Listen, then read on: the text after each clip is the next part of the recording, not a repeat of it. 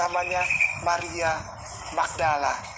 Inilah perempuan yang dipanggil oleh Yesus sebagai istriku. Kita berharap sebelum umat Kristen marah, tolong pemerintah, polisi ambil sikap. Ya, segera ditangkap ini tidak benar. Ya, shalom bagi kita semua dimanapun kita berada pada saat ini. Kiranya kita semua tetap berada dalam keadaan sehat dan apapun yang merupakan aktivitas kita sepanjang hari ini, kiranya Tuhan Yesus memberkati. Dan kembali berjumpa lagi di channel kita ini, yaitu Zemayan Yasin. Terima kasih buat teman-teman semua dan juga para sahabat yang sudah mendukung perkembangan channel ini dengan setia. Dan kiranya kita tetap menggunakannya untuk menjadi berkat bagi semua orang. Nah teman-teman, pada video kali ini saya akan membahas tentang hujatan Ustadz Kainama terhadap kekristenan. Nah bukan hanya kali ini Kainama membahas tentang kekristenan. Sejak awal dia sudah mengaku sebagai mualaf, sebagai mantan pendeta. Mulai dari situlah dia mulai menjelek-jelekan Kristen, menghujat Yesus, menghujat Kristen. Dan sampai sekarang kita tidak tahu kenapa penegak hukum bisa membiarkan begitu saja. Tetapi sampai sekarang kita tidak tahu kenapa harus Kainama ini tetap ngomong, tetap membahas kekristenan di YouTube. Nah teman-teman, sebelumnya mari kita simak videonya yang berikut ini. Oleh Roh Kudus. Roh Kudus membuat seorang perempuan mengandung. Bukan karena kun fayakun. Sedangkan Al-Quran menyatakan Isa ibnu Maria, Yeshua HaMashiach, Yesus Kristus itu jadi karena Allah bilang kun fayakun. Dia bilang apa? Roh Kudus yang membuat itu. Sex intercourse, terjadi hubungan persetubuhan antara Roh Kudus dengan terus yang besar. Lahir dari anak darah Maria. Anak darah Maria, perawan Maria, usianya 12 tahun. Disetubul, astagfirullahaladzim. Astagfirullahaladzim. Ada ituan dari Roh Kudus. Hamil ya, lahir anak. Yang namanya Yesus Kristus, yang adalah Tuhan. Ini bagaimana? Udah bukan 3 ayat itu dipotong, Ustaz. Gimana ini? Ini gimana ini? Habis diajak-ajak itu surat Al-Ikhlas. Mengganggu benar. Tapi yang dibilang mengganggu pasti orang Islam. Radikal, anti toleransi. Tahu ayat ini nih untuk menghina. Enggak menghina, bos, kita baca doang. Enggak ada penghinaan di sini. Ini justru memuliakan. Belum tentu kalau saya ngomong ini Ustaz tahu doa ini. Ustaz, kalau saya ngomong Ustaz tahu doa ini. Ini namanya justru mempromosikan mereka. Al-Quran tidak pernah bilang itu. Tapi ketika ditanya, apakah pernah ketika saat masih Kristen mengetahui cerita tentang Yesus menikah atau tidak? Yesus menikah. Buktinya Yohanes 20:15. Bagaimana mungkin dia panggil perempuan itu gune? Kalau ibu itu bahasa Yunaninya meter, nggak pernah gune. Gune, my wife. Baik. Berarti siapa ini Marianya? Maria Magdalena. Maria perempuan dari desa Magdala. Dia anak bungsu dari 3 bersaudara. Kakak pertama namanya Marta. Kakak kedua namanya Lazarus yang dibangkitkan oleh Yesus. Ketiga namanya Maria Magdala. Inilah perempuan yang dipanggil oleh Yesus sebagai istriku. Ketika Yesus menikah, kenapa orang Kristen marah? Mestinya kan orang Kristen nggak marah ini. Mestinya nggak marah. Mestinya nggak marah. Kita kembali lagi. Malah justru yang berterima kasih itu mesti para Romo ya. Iya. Romo selama ini kan nggak boleh nikah. Nikah aja. Nikah kan jadi enak gitu. Ya harusnya kan mereka berterima kasih dengan kita bongkar-bongkar ya. Kita lihat sejarah lah. Kita lihat sejarah bahwa ternyata Yesus itu menikah. Menikah. 8 tanda bagi 8. Kami mempunyai seorang adik perempuan yang belum mempunyai buah dada. Adik perempuan kami pada hari ia dipinang. Pernikahan di masa Yesus, anak perempuan belum tumbuh dadanya. Jadi jangan melihat bahwa pernikahan Yesus itu ketika Yesus umur 28, 30, Maria Magdalena 20, 24, come on. Yesusnya masih antara usia 12 sampai 13 atau 14 tahun. Karena itu tidak pernah diceritakan Yesus 12 sampai 29 di dalam Bible, betul? Perempuannya jauh lebih muda dari itu. Di situ ditulis, adik kami belum tumbuh dadanya. Tuh. Tapi dia sudah dipinang. kemungkinan bahwa Yesus itu menikah 2 kali. Iya, jadi beliau ini punya anak Judah bin Joshua ini dari Maria yang lain. Maria yang tadi saya bilang, yang dadanya belum tumbuh itu. Menyangkut soal hukum, saya pikir kita menganut hukum equality before the law. Jangan kepada orang Kristen itu hukumnya begitu gampang diproses, ternyata bagi yang lain tidak seperti itu. Hukum itu sama, baik kepolisian, jaksa, hakim, itu diperlakukan harus sama. Saya pikir itu harus kita ingatkan, kita tegaskan kepada pemerintah ini.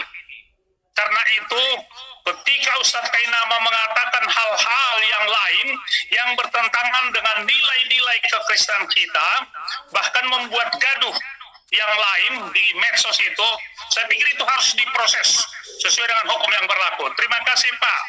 Terima kasih Pak Jayanus Saragi, artinya bukan hanya mewakili pribadi ya, tapi keimanan daripada kita ini juga Pak Jayanus terganggu dengan statement itu dan berharap supaya Ustadz Kainama ini diproses secara hukum sesuai dengan peraturan dan perundang-undangan yang berlaku Pak ya. Ya, saya pikir harus begitu Pak. Baik. Sekali lagi kita sama di hadapan hukum. Jangan kepada yang satu tajam, kepada yang lain dangkal. Baik. Saya pikir itu harus tegas dan jelas supaya kita rukun. Aparat pemerintah ini khususnya, ini himbauan saya, jangan lebih takut kepada konstituen orang banyak daripada konstitusi. Saya pikir ini harus saling mengingatkan kita yang satu dengan lain. Jangan karena konstituennya banyak, ia lebih takut ke sana daripada konstitusi yang sudah disepakati bersama. Terima kasih.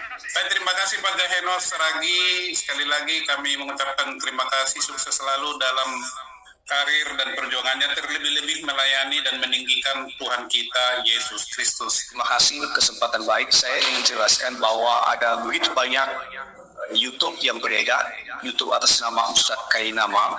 Saya melihatnya sudah offside. Ini sudah di luar kelas 5. Ini sangat menista agama Kristen.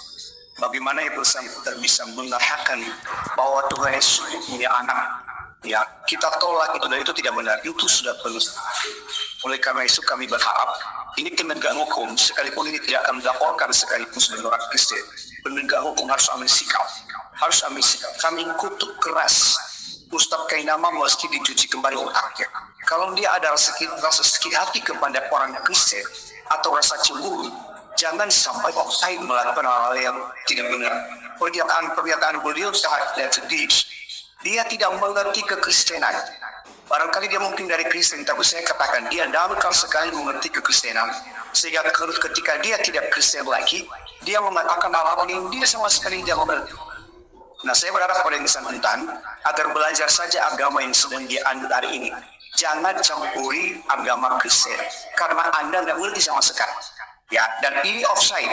Kita berharap sebelum umat Kristen marah, tolong pemerintah, polisi ambil sikap. Ya, segera ditangkap ini tidak benar. Nah, jadi itu dia videonya teman-teman ya. Kita sudah melihat awal video bagaimana Ustadz Kainama ini menghujat kekristenan, menghina dan menjelek-jelekan Kristen. Nah, teman-teman, kalau orang Kristen yang membahas tentang agama mereka, membaca ayat-ayat mereka, mengkaji kitab mereka, pasti akan cepat diproses secara hukum oleh pihak penegak hukum. Itu ada beberapa orang Kristen, apologetik Kristen yang sudah diproses secara hukum. Yang pertama kemarin MKC. Padahal dia hanya membaca kitab kuning. Tetapi tetap diproses. Dan juga Grisha Pelo. Dan itu pun dia membahas dengan data-data yang valid. Tetapi juga diproses. Dan juga anak bata, bahkan terakhir kemarin Pak Pendeta Yusuf Manubulu, itu diproses secara hukum. Begitu gampang dan begitu cepat. Secepat kilat. Kalau orang Kristen yang membahas tentang agama mereka, itu secepat kilat itu akan diproses secara hukum oleh pihak penegak hukum. Tetapi ketika giliran mereka yang menghina Kristen, membahas ayat-ayat Alkitab, mereka menjelek-jelekan kekristenan, itu bertahun-tahun Bahkan sampai sekarang Ustadz Kainama bukan hanya 1 bulan, 2 bulan dia bahas kekristenan, itu sudah berapa tahun yang lalu. Semenjak dia mulai mengaku mantan mualaf, kuliah di mana-mana, sudah sekolah tinggi di Israel. Tetapi dia sudah klarifikasi kembali. Dia mengaku bahwa ternyata dia tidak pernah sekolah. Dan itu terbukti dari apa yang dia kaji selama ini. Memang membuktikan bahwa dia tidak pernah sekolah. Karena ngaur semua. Nah, dia ngaur semua pembahasannya tentang kekristenan, teman-teman. Jadi itu yang perlu kita harapkan kepada pihak penegak hukum. Jangan ketika giliran orang Kristen membahas kitab mereka, lalu itu secepat kilat diproses. Begitu giliran mereka itu seperti ada pembiaran, teman-teman. Makanya kita mengharapkan ada keadilan di negeri kita ini. Jadi apa yang menjadi tuduhan Kainama dari awal, dia mengatakan bahwa di mana Roh Kudus dengan Maria itu ada hubungan seks. Dan itu ngaur, sama sekali tidak ada data yang valid. Dan tidak ada kalimat yang eksplisit mengenai hal itu yang tertulis dalam Alkitab. Nah, pada saat itu ketika malaikat Gabriel itu datang kepada Maria memberitahukan bahwa kamu akan melahirkan seorang anak. Jadi Maria sebagai manusia, dia bertanya bagaimana mungkin terjadi hal itu. Tetapi malaikat berkata bahwa Roh Kudus turun ke atas kamu. Tapi Kainama mikirnya ke seks. Kok larinya ke seks? Itulah manusia kalau memang pikirannya tiap hari itu seks terus. Jadi apa-apa yang dia bicarakan, seks. Apa-apa yang dia bicarakan dihubungkan ke seks. Nah, jadi hati-hati dengan Ustadz Kainama ini. Sudah sejak awal saya sampaikan, itu Ustadz Kainama membahas kekristenan itu ngaur. Bukan hanya ini pembahasannya tentang kekristenan, teman-teman. Itu sudah banyak. Dan kemudian dia berkata bahwa Yesus itu menikah. Nah, menikah di mana istrinya itu masih belum tumbuh dadanya katanya. Nah, jadi itu kan luar biasa, tanpa ada data yang valid, tanpa ada dalil dalam Alkitab, dia bisa mengatakan demikian, teman-teman ya. Nah, dia terjebak dengan novel yang berjudul The Da Vinci Code, yang dimana isinya itu di dalam menuliskan tentang Yesus menikah, punya anak. Nah, dia terjebak dengan novel yang itu. Padahal isi novel tersebut pun itu memiliki sumber sejarah yang tidak jelas, yang ngaur sama sekali. Yang memang itu sama sekali tidak ada di dalam Alkitab. Nah, tuduhan-tuduhan mereka mengambil sumbernya itu di luar Alkitab, bukan dari dalam Alkitab. Jadi kalau Ustadz Kainama berkata, kita tidak menghina, kita hanya membaca. Hei Ustadz Kainama, sejak kapan ada dalilnya yang mengatakan bahwa Yesus menikah dan punya anak? Itu hanya hasil tafsiran. Dan itu buktinya Yesus tidak menikah karena ada nubuatan yang mengatakan dalam kitab Nabi Yesaya bahwa dia seperti domba yang dibawa untuk disembelih. Dia seperti domba yang tidak bersuara ketika orang menggunting bulunya. Dan tidak ada seorang pun yang menceritakan keturunannya karena nyawanya diambil dari bumi. Dan nubuatan tersebut itu mengatakan bahwa Yesus itu tidak pernah menikah. Itu sudah jelas, teman-teman ya. Jadi kita itu jangan sampai kita menafsir dengan kebablasan, tanpa pengetahuan, tanpa data yang valid, tanpa sejarah yang valid, dan kita semua mengumpulkan sumber-sumber dari luar Alkitab, bukan dari dalam Alkitab itu sendiri. Mereka mengambil sumbernya dari naskah-naskah sekte-sekte, bidah-bidah. Nah, jadi jangan sampai kita tidak mengerti, tidak memahami kebenaran dengan beraninya kita mengatakan Yesus itu memiliki keturunan atau punya anak. Bahkan Alkitab sama sekali tidak ada menjelaskan tentang keturunan Yesus. Nah, kalau misalnya Yesus punya anak, punya istri, maka para rasul bisa menyampaikannya kepada banyak orang. Karena mereka saksi mata dari semua itu. Tetapi faktanya, para rasul sama sekali tidak mengatakan dan tidak menyinggung tentang pernikahan Yesus dan juga keturunan Yesus. Karena memang Yesus tidak pernah menikah dan Yesus tidak pernah punya anak. Nah, jadi itu sudah jelas. Jadi mohon kepada pihak penegak hukum itu tanpa dilaporkan pun seperti Ustadz Kainama itu sudah harus diproses. Penegak hukum harus mengambil sikap. Jangan sampai dibiarkan begitu saja. Inilah yang membuat gaduh antar umat beragama. Karena menjelek-jelekan agama Kristen terus. Jadi begitu nanti dibalas, maka kita dianggap sebagai penistaan dan kita diproses. Sedangkan mereka dibiarkan terus begitu saja untuk menghujat Kristen. Menghujat Yesus. Dan itu sangat tidak adil. Negara kita adalah negara hukum. Setiap orang yang melanggar hukum tersebut, maka dia diproses dengan hukum yang berlaku itu sendiri. Jadi itu dia teman-teman yang saya sampaikan, kiranya Tuhan Yesus memberkati kita semua. Shalom.